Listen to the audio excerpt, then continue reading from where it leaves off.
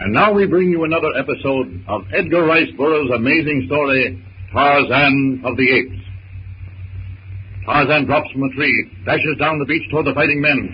The knife flashes downward. Tracy closes his eyes. It's the end. Tarzan's flying feet send silent sprays of sand shooting out behind him. Tango's arm, which is driving the knife downward into Tracy, is grasped by Tarzan, pulled back with a terrific jerk which almost pulls his arm out of its socket. The Chinaman is hurled from Tracy's body and sent sprawling backwards. Dietz draws a knife and leaps upon Tarzan's unprotected back, but his shadow on the sand warns Tarzan. He whirls, catches the Cockney's upraised hand in his, and with his free hand he grasps the Cockney's throat. Tarzan's vice-like fingers close the man's windpipe. The Cockney's eyes bulge. His face turns a ghastly blue. He sinks to his knees, limp. Tarzan releases his death grip, and Gates pitches forward in the sand, unconscious, all but dead. For a second, Tarzan looks at his fellow men. His lip curls contemptuously. He turns to the others. Tango snatches the green jade bottle and runs for the jungle. Tracy's after him. Tracy knows that to return the bottle to Yount is the only way to save Jane, Clayton, and Professor Porter. The giant Chinaman is swifter by far than Tracy, who doggedly runs after him. The two men disappear in the rank undergrowth of the jungle. Tarzan, puzzled, watches, and then follows them, leaving the inert Gates lying on the sand. Gaining the jungle, Tarzan leaps into a tree, swings off after the pair. His mind is in a quandary. The copper man and the wizened one are not trying to kill the tall man because they want to eat him. It's because of the green thing he had seen them pick up on the beach. They belong to the same tribe. They came from the same boat, yet two of them had tried to kill the other. It's all very strange, Tarzan thinks, as he speeds through the trees following the trail of the two men. He pauses for a second, standing poised on a branch, and looks down in the thick underbrush below, studying it for a moment. Evidently, the copper man, with eyes like Hista's, had outdistanced the man whose face he liked. The tall man had gone off in one direction in pursuit. It would be better to follow the copper man, the man he did not like, for he had the green thing which he had taken away from the tall man. Tarzan leaps to another branch, and is on his way with terrific silent speed of an arboreal ape on the hunt. He comes upon the Chinaman pushing his way through the jungle. He is no longer running, but walking, seemingly a little uncertain of his course. The man is lost. With a suddenness which makes the Chinaman step backward with a cry, Tarzan drops down in front of him. An expression of terror crosses the Oriental's face. But he's no coward. He stands his ground, waiting. The Chinaman is nearly as tall as Tarzan. He's a brute of a man, heavy-muscled, agile. The copper man appraises the bronze giant who stands observing him so curiously. Slowly, hardly perceptibly, the Chinaman's hand creeps to the knife at his belt. Tarzan sees the movement, but is indifferent to it. By the time it'll take the copper man to draw the knife and come close enough to bring it into play, he'll be ready for him.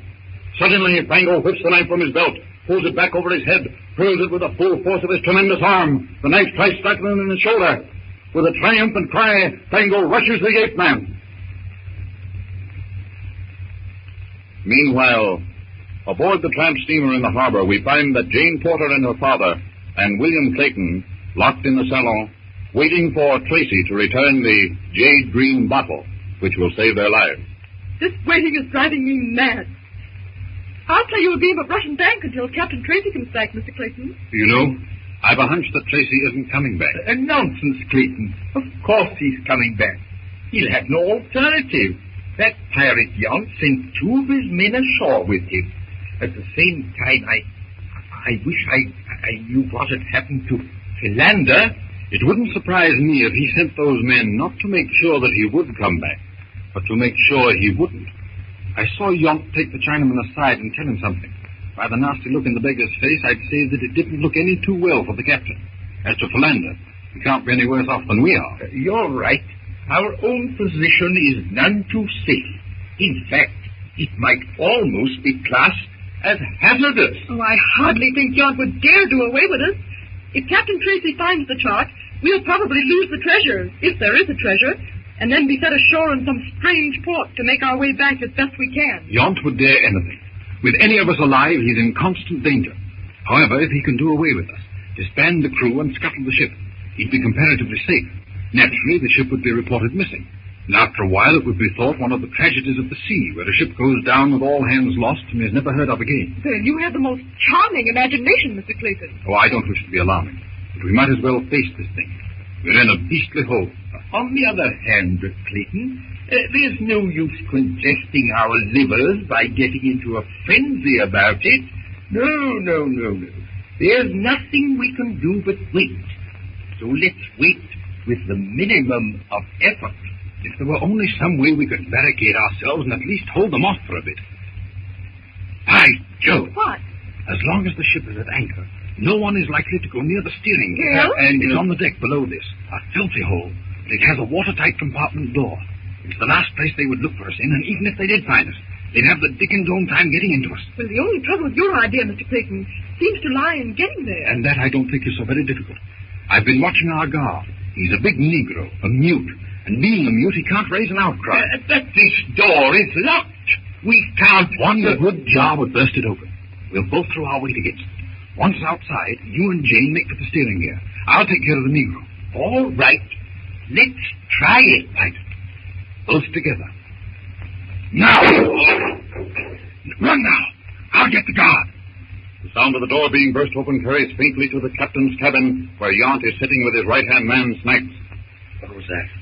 I didn't hear nothing, Chief. I thought I heard something. Anyway, I'm going to take every man ashore. And I'm going to find Tracy and that double-crossing cheek and limey if I have to crawl across Africa on my hands and knees. Maybe they're still looking for the green bottle on the beach. Don't be a fool. They found the bottle, and the three of them have gone after the treasure. Tracy's got a smooth tongue. He talked them into running out on me. But I'll find them, and when I do, it'll be very artistic, Snipes. All hands on deck, and ship them all over the side. Shall I leave the dumb nigger to stand watch over the passengers? No. Ain't they liable to get away? No. You ain't going to... Yes. We gotta get rid of them sometime. Give me that automatic. And get these men in the boats while I cancel our passengers' round-trip tickets. Righto. I'll send one of the boats back after you as soon as... This way, Porter. What was that? Hey! Look out the port here! What? The guys have busted out of the town! Now, let me see. A fighting guard you put over them. I found them, No, they're going below. Let's see what their game is. Right, Joan. Come on. Now we return to Tarzan. He tries to lift his arm. There's a shooting pain in his shoulder. If he moves his arm, he'll cut a muscle. The arm is useless until he removes the knife. Fango is upon him, confident that his strength will equal that of Tarzan now that one arm is crippled. Fango snatches up a dead branch, swinging the club around his head, bears down upon Tarzan. Tarzan stands motionless, waiting. Fango wields the club high, brings it down with tremendous force. With a speed greater than any boxer, Tarzan sidesteps. The club barely misses him. Tarzan's good arm shoots out, catches the Chinaman around the waist. With a mighty jerk, sends Fango spinning, the club flying from his hand. Before he falls, Tarzan is upon him. Running low like a football player, Tarzan strikes Fango with his good leg just above the knees. Chinaman falls over Tarzan's back. At the same time, Tarzan stands up, grabbing the Chinaman's foot. Fango hangs over Tarzan's shoulder like a sack of meal, holding the Chinaman's ankle in an armed grasp. Tarzan starts to revolve. Faster, faster. Fango swings out wide in an arc. Tarzan, with superhuman strength, springs to his ankle as he turns faster, faster. Tarzan is swinging Fango around with him. And as a knife will swing a hammer, leaning back farther and farther, swinging faster and faster. Suddenly, Tarzan lets go. Fango flies through the air with a flash of fire. Fango crumbles at the base of the tree, stunned. He struggles to his feet, wavers. There's fear in his eyes. Fear for this man whose strength is that of the great apes. Tarzan is upon him before he can run. Fango picks up a huge rock, raises it high over his head with both hands, and hurls it at Tarzan. The rock flies directly at Tarzan's head. Tarzan ducks. It misses him by a fraction of an inch. On Tarzan comes. Fango turns to run. It's too late. The ape-man's charging body strikes him, drives him against a small tree. Tarzan's good arm wraps about the Chinaman in the tree. The great muscles in his arm tense slowly as he crushes the murderous, writhing Fango against the tree. The great muscles in Tarzan's neck, shoulder, and arm knot and swell as he exerts his terrific strength. Tarzan releases his hold. The Chinaman slumps to the ground. Tarzan gives no further attention to the dead man. Slowly, carefully, he removes the knife sticking from his shoulder. The pain makes his jaw muscles bulge. The knife comes out easily, and to his surprise, he can now move his arm. The wound is minor but painful. Tarzan selects leaves from a nearby shrub, and with them treats the open wound.